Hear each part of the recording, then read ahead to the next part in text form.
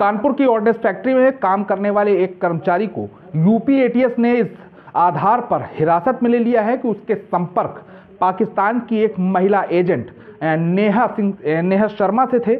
और इसके बाद यूपी एटीएस ने कानपुर में छापेमारी कर विकास को अपनी हिरासत में ले लिया है। फिलहाल विकास इस समय यूपी एटीएस की हिरासत में है और हम विकास के उस घर में हैं जहां पर विकास निवास किया करते थे। वैसे तो विकास कानपुर देहात जिले के सट्टी थाना क्षेत्र के पुश्तैनी रहने वाले हैं, लेकिन नौकरी के दौरान वो कानपुर के इसी बिठूर क्षेत्र में रहा करते थे। और इस वक्त उनके पिता और उनकी पत्नी हमारे साथ हैं। उनसे एक बार बात करने की कोशिश करेंगे कि आखिर यूपी एटीएस की जो कार्रवाई हुई है वो कहाँ तक वाजिब है, कहाँ तक उसके जो तार जोड़े जा रहे हैं, वो क्या उन्हें इस बात की संतुष्टि है कि जो कार्रवाई हो रही है वो वाकई में सही है या गलत है। हम उनकी पत्नी से बात कर लेंगे। मैम, क्या नाम है आपका? रीना जी, आपके हस्बैंड को यूपी एटीएस ने अरेस्ट किया है, किस लिए अरेस्ट किया है, क्या बताकर अरेस्ट किया है? मुझे आए थे वो लोग, बाइक में बिठाए थे मेरे हस्बैंड को, और वो लोग कार से थे 4 लोग, 2 लोग बाइक्स में बैठाए थे। मुझे कुछ नहीं बताया कि वो कौन हैं, क्या हैं, किस लिए आए हैं, किस लिए घर में छापा कर ये कर रहे हैं। मैंने पूछा क्या हुआ क्या बात है, तो बोले कि इनके फ़ोन में कुछ संदिग्ध मिला। तो मैंने पूछा ऐसे कैसे संदिग्ध मिला है, डेली फ़ोन मेरे पास रहता है, हम चलाते हैं फ़ोन, कभी वो मेरा चलाते हैं, ऐसा कुछ नहीं है। बच्चे आते हैं घर में, बच्चे चलाते, बच्चे लिए रहते। पहली बात वो घर में आते तो फ़ोन उनके पास टाइम नहीं है। तो बोले कोई ऐसी बात नहीं है, मुझे वो फ़ोन चाहिए जो आपके पास पहले फ़ोन था। किस फ़ोन की तलाश कर रहे थे? किसी नंबर की बात करी हो कोई खास? वो मेरा एक फ़ोन है, उससे पहले मेरा जो फ़ोन इस समय चला रहे हैं, उसके पहले जो एक फ़ोन मेरा पुणे में खो गया था, तो उससे पहले का एक फ़ोन था इनके पास जो कि पानी में गिरा था, फिर दुकान में डाला था। दुकान वाले ने बोला कि 1 महीने तक वो हमें घुमाता रहा, हाँ सही हो जाएगा, नहीं होएगा, फिर सही हो जाएगा, हाँ दूसरी दुकान में सही। कहाँ पर वो फ़ोन डाला था? कानपुर में ही डाला था? हाँ, कानपुर में, इधर सागर मार्केट में डाला था हमने। तो बोला कि फिर हम लोग तब अरमापुर में रहते थे, तो वो जब ऐसे घुमाता रहा, फिर बोला कि नहीं अरे भैया आपका फ़ोन सही नहीं होगा, अरे वो कबाड़ है, आप ले जाइए, चाहे यहाँ पड़ा है या तो आपके घर में पड़ा रहेगा। तो बोले ऑफिस से तो टाइम इनको मिलता नहीं है, सुबह जाना शाम को आना। तो इन्होंने बोला अरे अब जब वो फ़ोन चलेगा नहीं तो उसका क्या करोगी? अगर तो क्या वो फ़ोन आप लोगों ने लिया? वो फ़ोन उठाने नहीं गए, वहाँ से लिया नहीं। अब बात वो ख़त्म, फ़ोन नहीं लिया, फिर दोबारा न्यू फ़ोन लिया।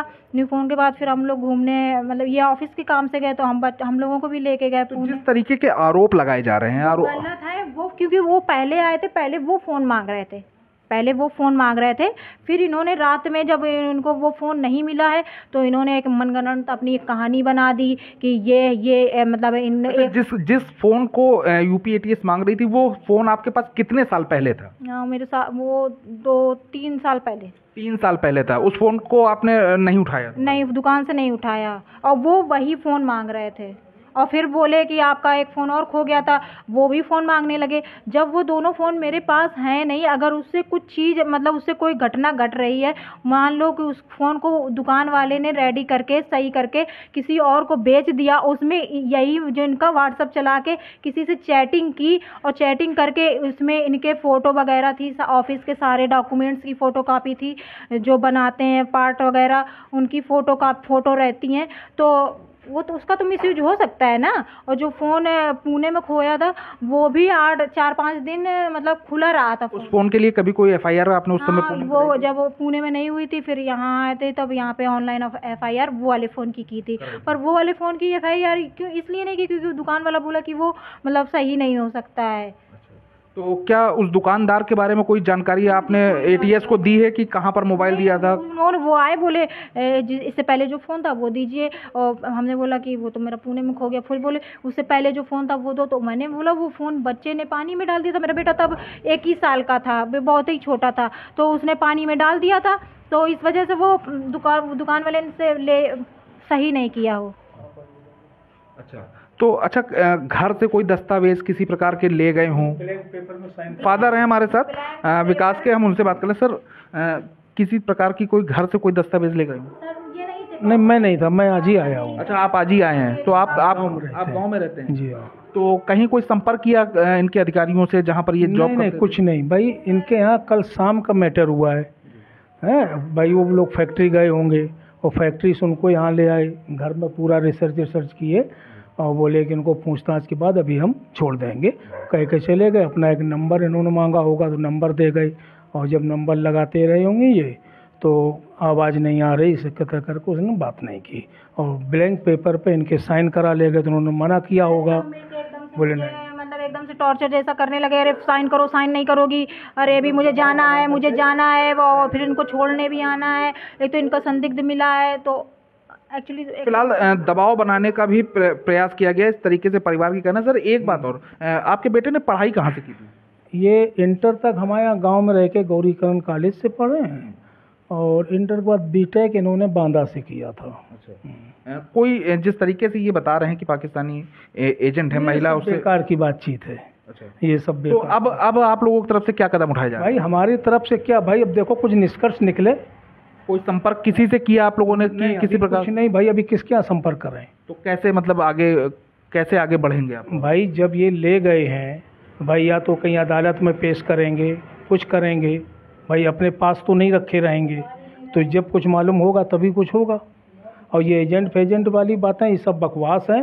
वो केवल हो सकता है तो जो इनके फ़ोन मिस हुए हैं उनका दुरुपयोग हो सकता है तो किसी के। तो फिलहाल जिस तरीके से पाकिस्तानी एजेंट से संपर्क होने की बात कानपुर के विकास की यूपी एटीएस कर रही है, वहीं परिवार इस बात को सिरे से नकार रहा है। चाहेंगे कि मान लो ऑफिस से कुछ भी हुआ तो मेरे पास हुआ है, जो हुआ है वो तो ऑफिस से ले गए ना।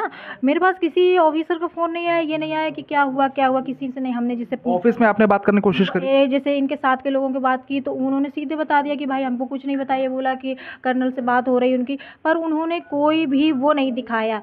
हमको ये भी लग रहा है कि अगर किसी और ने किया है उसका पूरा ब्लेम इनको दे दिया, क्योंकि ये एक जो वहाँ ऑर्डिनेंस का सबसे बड़ा सेक्शन है उसके हेड ऑफ सेक्शन है, और ये एकदम अच्छे से चला रहे हैं ना। इस बात के भी उन्होंने अपनी प्रेस रिलीज में ये भी बात कही है कि ये पाकिस्तान की जो महिला एजेंट है उसको व्हाट्सएप के माध्यम से बहुत सारी चीज़ें दिया करते थे, फिर वो चाहे नक्शे हो या फिर अंदर की गोपनीय जानकारियां हो। ऐसे कुछ भी नहीं है, ये सारे आरोप गलत है।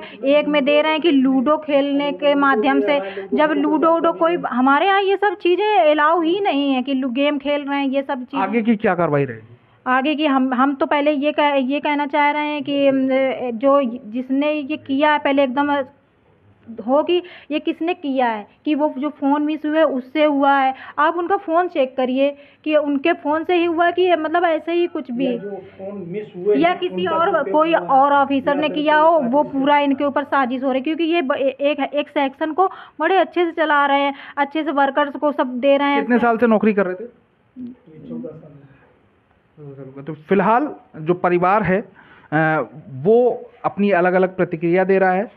जिस तरीके से कानपुर के कुमार विकास को ऑर्डिनेंस फैक्ट्री में काम करने के दौरान पाकिस्तान की एक महिला एजेंट के संपर्क में आने की बात यूपी एटीएस कर रही है, और तो वहीं कुमार विकास को हिरासत में भी ले लिया गया है। लेकिन परिवार का साफ तौर से कहना है कि विकास निर्दोष है, विकास का कभी भी किसी पाकिस्तानी एजेंट से कोई संपर्क नहीं रहा है।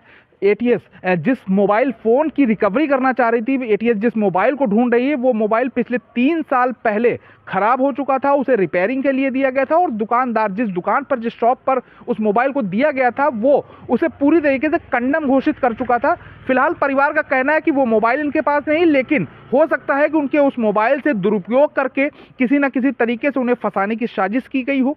परिवार पूरी तरीके से अपने बेटे को, अपने पति को बचाने का प्रयास कर रहा है, तमाम प्रयास कर रहा है। फैक्ट्री जिस ऑर्डिनेंस फैक्ट्री में काम करते विकास कर रहे थे, उस फैक्ट्री में भी अधिकारियों से संपर्क साधा जा रहा है। लेकिन फिलहाल ना तो अभी एटीएस की ओर से कोई संभावना दिखाई दे रही हो, ना ही उस विभाग की ओर से जहां पर विकास काम किया करते हैं। लेकिन परिवार का पूरा विश्वास है कि विकास पूरी तरीके से निर्दोष है। जो कार्रवाई हो रही है इसमें कहीं ना कहीं कोई साजिश है, और जिस फोन की बात एटीएस कर रही है वो फोन उनके पास नहीं। हो सकता है वो फोन जिस शॉप पर बनने के लिए दिया गया था उस शॉप से कहीं बेच दिया गया हो, कहीं उसका कोई दुरुपयोग किया गया हो, और उसके माध्यम से जो सबूत एटीएस के पास आए हैं, हो सकता है वो सबूत एटीएस को विकास के उस मोबाइल से मिले हों। लेकिन विकास का कभी भी किसी भी इस तरीके की कोई गतिविधि से संपर्क नहीं रहा, संबंध नहीं रहा, और ना ही वो किसी पाकिस्तानी एजेंट महिला को जानते हैं। अब देखना होगा कि फिलहाल इस पूरे मामले में एटीएस ने जो कार्रवाई की है, इसका जो आगे का जो परिणाम है वो क्या होगा,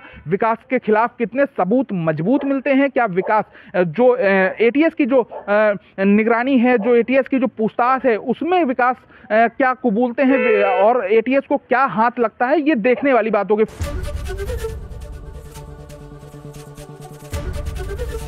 एबीपी गंगा, खबर आपकी, जुबान आपकी।